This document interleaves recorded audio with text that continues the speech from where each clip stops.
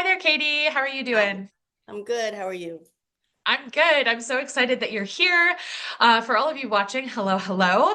I am here with Katie Keech, who is a licensed marriage and family therapist, who is plural, and here to tell us a little bit about what that is and what that means.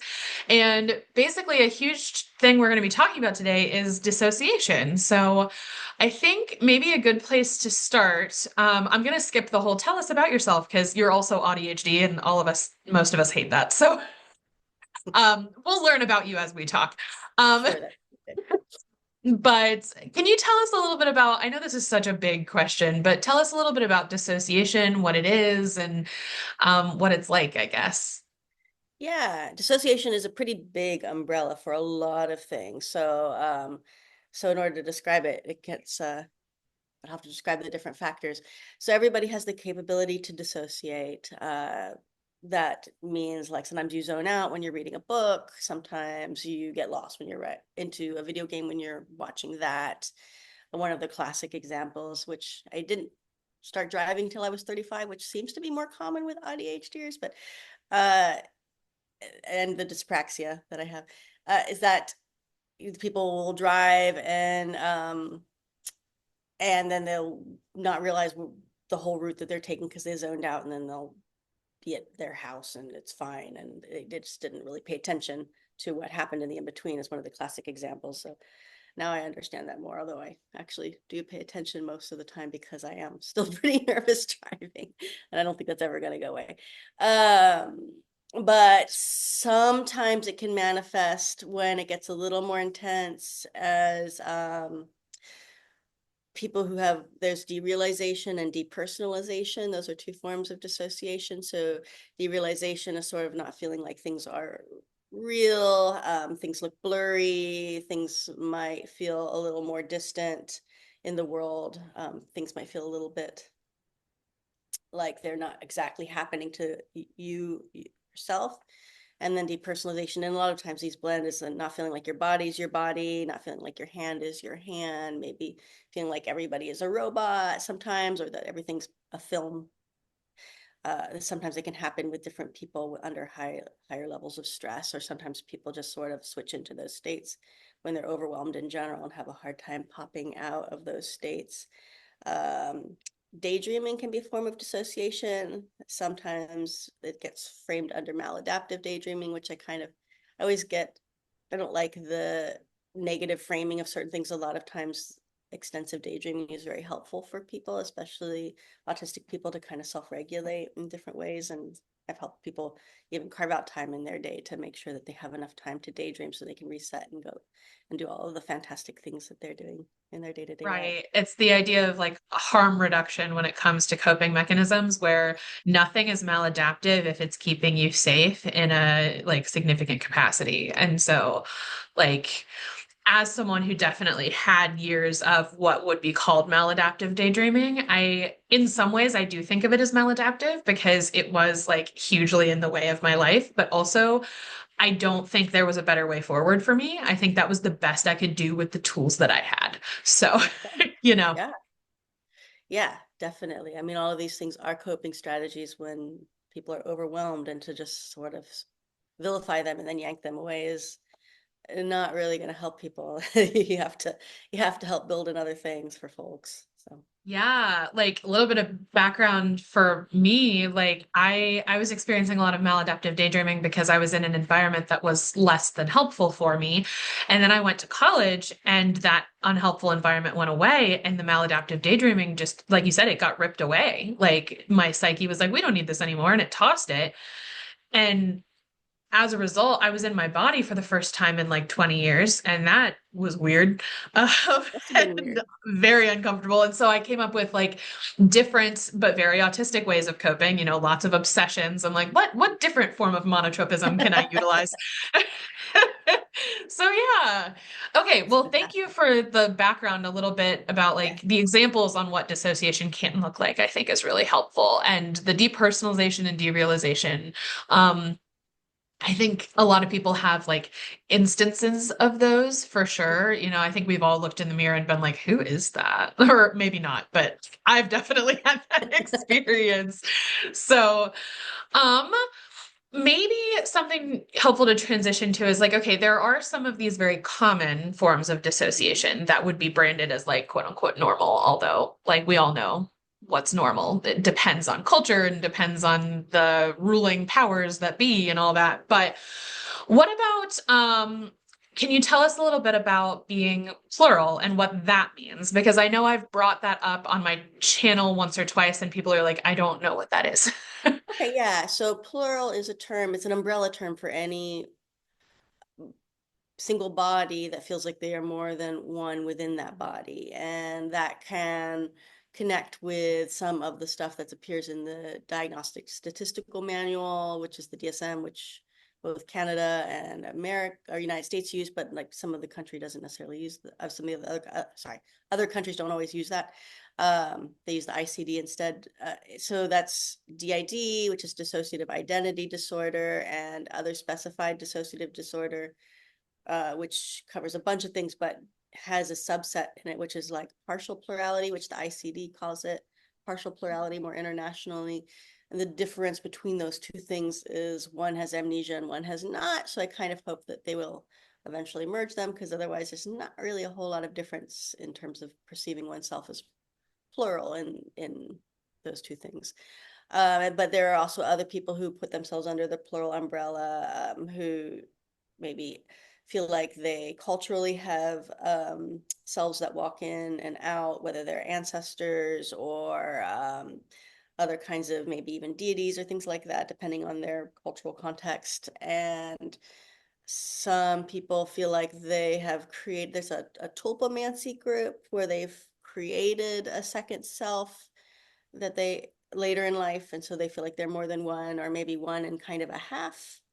There's Yeah. a whole bunch of variations, but there has been a misconception that DID and OSDD don't fall under the plurality umbrella, but they do. And then also people who maybe have resolved their trauma and don't feel like the plurality is a problem will no longer qualify for either OSDD or DID. If they're still plural, then they're plural, and there needs to be a term for that, right? Uh, yeah, I think that's super helpful. Thank you for that explanation. Um, I know one of the theories of dissociation and like which often goes hand in hand with plurality and everything, is the idea of structural dissociation. Could you maybe, I know that there's issues with that theory for sure, and we'll dig into that in a minute. But first, can you tell us just a little bit about what that is so we know what we're working with? Yeah, so loosely structural dissociation says that there is, and I hate the term, and a lot of plurals hate the term. It's an ANP, which stands for apparently normal part, and then Okay. that's like the part that does the day-to-day stuff, I know. Uh, and then when you have a traumatic impact, then you have what's called an emotional part that breaks off. So the ANP will do the day-to-day stuff and the EP will hold the trauma. And this can happen in smaller incidents, like say you have and I think it's almost like training wheels for people who are trying to understand plurality. I think singlets, that's a term that we use for people who are single consciousness in this single body, have sort of said, oh, well, this relates to me, so this must be how plurality got created. So if there's an intense experience that's traumatic, then they might have intrusions, right, of that traumatic experience while they're trying to do their day-to-day stuff, like go to the bank, do your work. Then you might have flashbacks of that event, and then eventually it kind of integrates, and so that stops happening, hopefully. If you have a lot of those things, then you might have many EPs, discrete states that hold the trauma, while there's one self, the ANP, that does day-to-day stuff.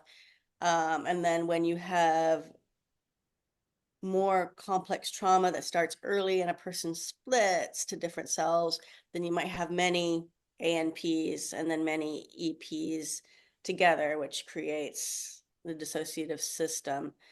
Um, but even people like Janina Fisher, who stood by that, and Kathy Steele, their people aren't really adhering. It doesn't quite fit even for people who really taught it and stood behind it, because it doesn't really fit for a lot of experience, a lot of the experiences that DID people have or plural people have.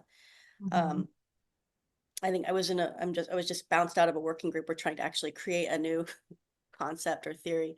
And part of it is like deconstructing the model of a single self. That's a structure, that's a philosophy, it's not science based.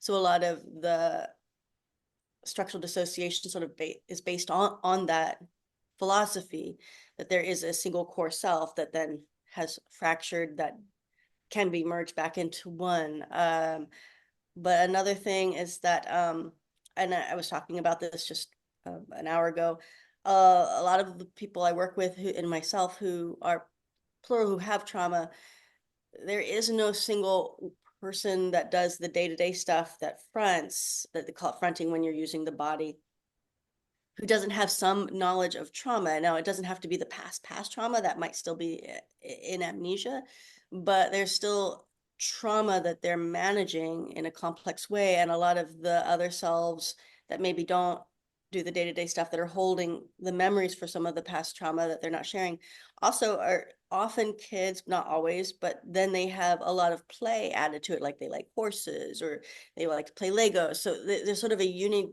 unidimensionally, like you're taking something that's three-dimensional and then trying to smash it into something that's two-dimensional. So then you're teaching people that this is what it is. And sometimes new therapists who are singlets, they encounter, because it just happens all the time, plural people who don't match that model, because most of us don't, and they kind of freak out. They're like, you have play, or you have other interests, or you aren't just like frozen in time with the trauma, you do a bunch of other things with your thinking. And that's very confusing when we teach that to people who don't have lived experience.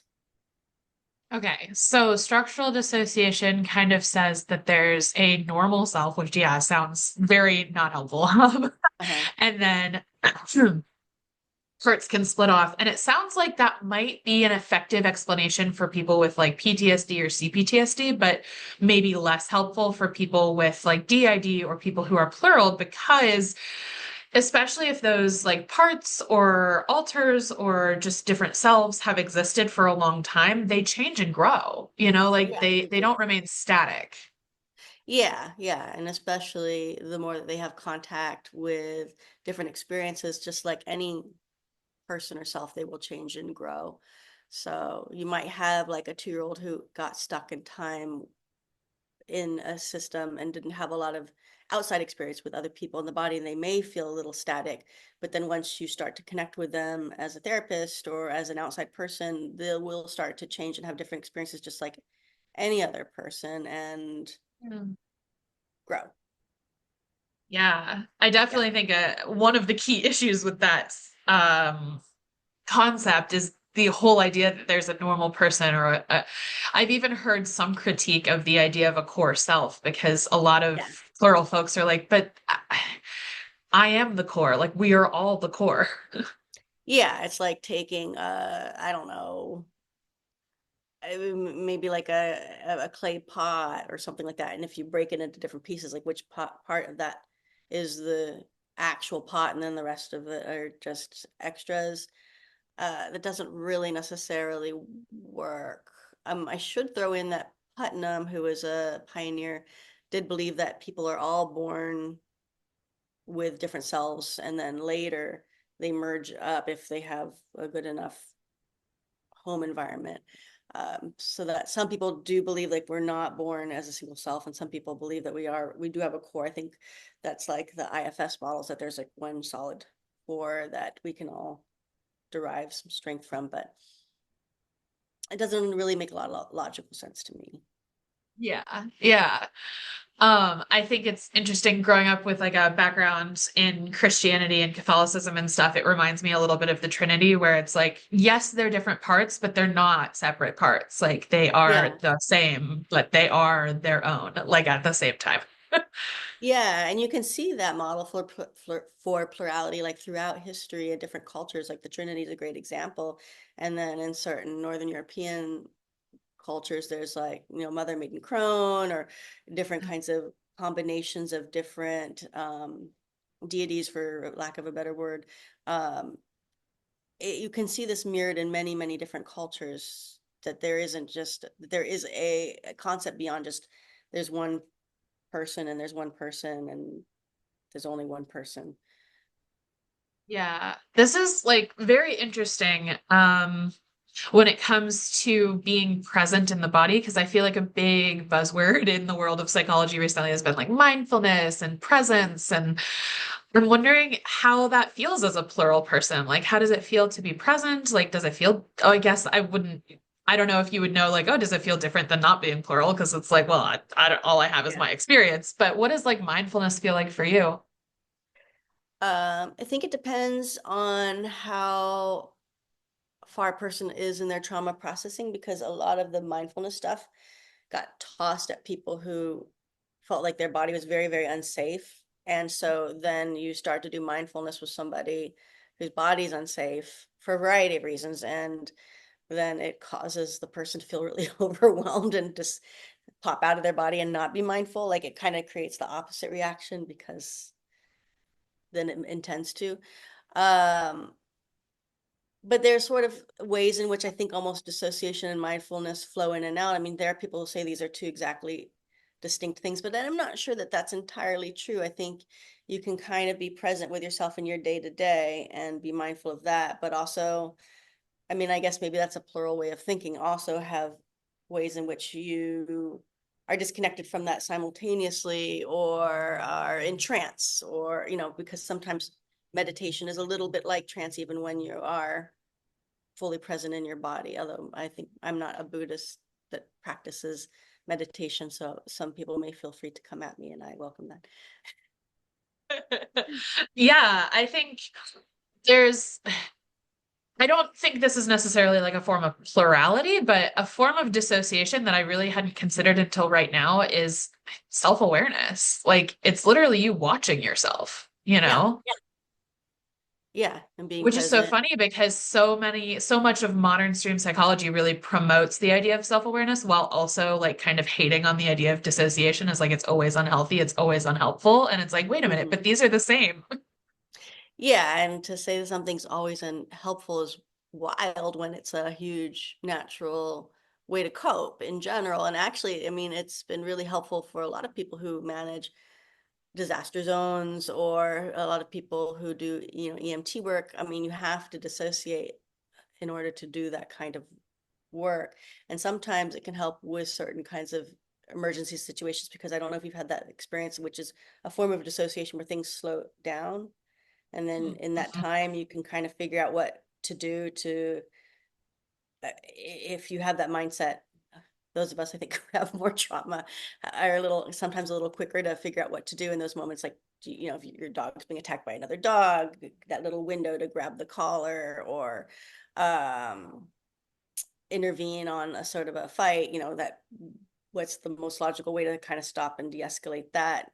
Time sort of slows down and gives you a little bit of breathing room to think about what my next step is going to be to stop this action from happening.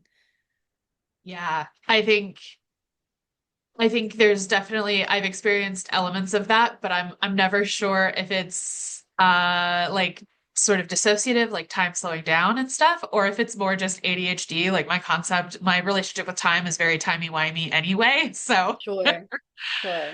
yeah. Yeah, and I think all of those different kinds of neurodivergency sort of interweave and intersect. I don't know that you can like put them. I mean, I'm fond of saying you can't put a brain in like a neat box that's in a DSM category and have it stay there. We don't operate like that. We are messy creatures. So, Yeah.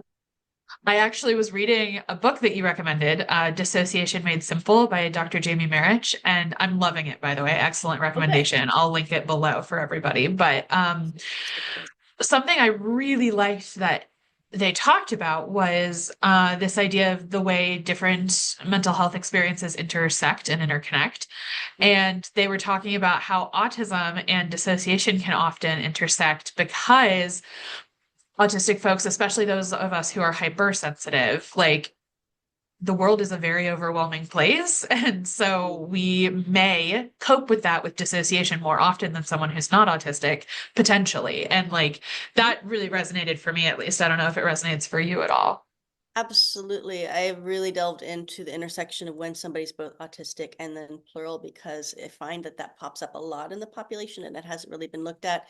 And a lot of the clinical world has just looked at trauma and only looked at trauma and viewed anything that derives derives from an autistic neurobiological configuration as just trauma based. And I don't think that that's true. I think you would agree that there are differences in the way that we experience the world.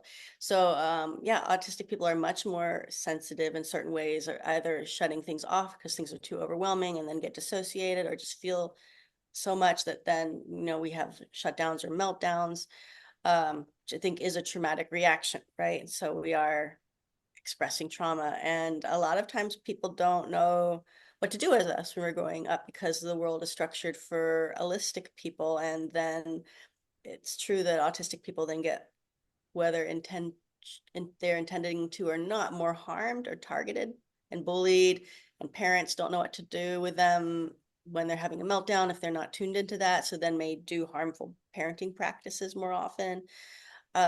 So there's a whole world that opens up for, unfortunately, autistic people to experience more trauma. But but I do think, especially in a world that's not designed for us, we're going to have to unplug from this world to find some safety at different times. And we do that more often than holistic people, for sure. Yeah. Yeah, I know. I was describing this to my husband a while back. I was like, I just feel like who I am as a person is like a cloud with like some lights and that's me. And I just like am in this meat suit.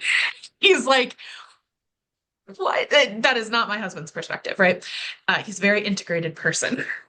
Anyway, but he said that made him sad and I was like, why does that, like, I didn't mean to make you sad, like that's just me, it's like not like it's okay, because sometimes I know I'm kind of like I need to talk about my drama, but that wasn't this, at least I didn't think it was. And he was like, it just makes me sad that you've been so othered your whole life that you don't even necessarily feel human anymore, which to be fair, I think that's not always true. That's not exactly what I was expressing, but Right. he also had a point. And I was like, oh no. Yeah, I think it's a little bit both and, right? I think you were just Yeah. naming that, like it is, our bodies haven't really been super welcomed. So of course they don't feel that great all the time. But the other thing is the autistic tendency to think about things in ways that are different than what society just sort of hands you to think about. And that's why we question our gender more. And that's, I think, partially why maybe there are more plural autistic people, because we question even our singletness, right? More than somebody who's holistic. So we're gonna like look at the body and think about the body in space and time and in relation to other objects and in relation to other people, I think a little bit more than holistic people. I mean, there's research on this, so I'm not just pulling this. And it is going to feel probably more like a meat suit, which might, I mean, obviously, lots of autistic people refer to their body as a meat suit or an alien. That's kind of a common thing. But I think it's a little bit both and. Yeah, we are cognitively thinking about our body in space and time differently than holistic people. And going back to what you were saying about Putnam, saying that, maybe we're all plural to begin with and we kind of prune down or integrate down. We know that autistic brains do less pruning when it comes to this sensory experience, which is why more of us have synesthesia. Could also be related. Yeah, which also brings in, I don't know if you might know this, that there's more endogenous DMT in autistic brains than holistic I know a brains. Do you little know? bit about it, but tell us more. Okay. So DMT, I can't remember. I'd have to have the name fully spelled out in front of me to remember how to pronounce the full name. But it is basically a substance that you can find in nature that causes people to hallucinate. Um, and some people call it the spirit molecule when they're interacting with it, but we do most like anything that we humans ingest recreationally, we make in our own brain, and we make it in our pineal gland, and it actually creates more neuronal spikes and neuronal connections, and it does lend. It's part of the reason why we have more less pruning and more synapses and things like that. But it's and we also can find it in our urine apparently, but not to the quantity that I wouldn't recommend anybody try to get high like that. That would be disgusting and also not work. Uh, but it also makes it an interesting pathway to go down to thinking about why maybe autistic people think a little bit differently. Is this part of what connects us with a different kind of experience too, if we have more of this naturally in our brain? Yeah. Yeah, because I've definitely heard people, autistic people say like, I tried this or that substance and everybody was like, whoa. And I was like, this is what it feels like to be me all the time. Like I'm very confused. This is just me. Yeah, I think there's a lot of truth in that. Yeah. Yeah. Yeah, so I think we're coming up here on the end of our time together, but I'm wondering if there's anything about dissociation or plurality that you want to make sure that you share with folks before we go. Anything super important, you're like, I can't believe we didn't talk about this, anything like that popping up for you? I mean, there's always different rabbit holes that I can go down because this is such a huge subject and it is obviously a special interest of mine. So I spend a lot of time just looking at this in different angles and in different ways. Um, I think, I mean, one thing that I would just like to pop in is that, yeah, I think a lot of the clinical model for working with plurality is to try to merge us into a single self, and that seems almost more important than healing the trauma for some reason. And that does kind of mirror in some ways, even with some of the harms like ABA with autism, and just trying to make people fit into a standard cookie cutter model at all costs because that's what we know and what you're supposed to do. So finding ways that we can accept people from a neurodiversity affirmative perspective where people can be as they are and that difference is valued and respected is something I tend to push um, in terms of health and wellness and that whole, Nick Walker neurocosmopolitanism where we're all learning from our own differences with each other rather than trying to make something a single structure. But other than that, I welcome people to let's see, look at the Plural Association has a lot of good resources, and if people are feeling like they are more than one and want a place to go and talk to other people, it's a pretty welcoming place to land. I also have co-created with them if people are researchers or clinicians or work in mental health, an organization called the Refractory. It's like a think tank. We're not really a think tank, but we just decided to call it that because we got together to just think about how to do the work differently. We have researchers doing research from lived experience. We have plurals trying to recreate different ways and modalities to work with other plurals from lived experience. And so we have a pretty big international, well, 130 in about a little over a year's time, which pretty fast growth for a small organization. Oh, that's amazing. For the refractory, is that specifically for therapists and researchers who are plural themselves, or is it for anybody wanting to learn and help? Right now, it's for people who have lived experience. We are trying to create a group for people who want to help or want to collaborate, but we don't have the power, the body power Yeah. to do that quite yet. We've been trying to do it, but is in the works. Awesome. I love it. Okay, well, I think that's it. Oh, where can people find you if you want people to follow you anywhere? Sure. Well, I am on TikTok, although that's tenuous right now, as neuroqueer therapist with an underscore in between those two. I am on Instagram, and that's I think Keech MFT. I'm on Blue Sky with the same handle as that, and I'm was on X, but I don't really use X anymore, so I don't, wanna. Yeah, that's a whole other dumpster fire. Um, okay, well, thank you so much for your time and for sharing your experience and your expertise with us. It really means a lot. I think people are going to learn a ton from this interview, and thank you so much. Thanks for having me. I always enjoy talking with you.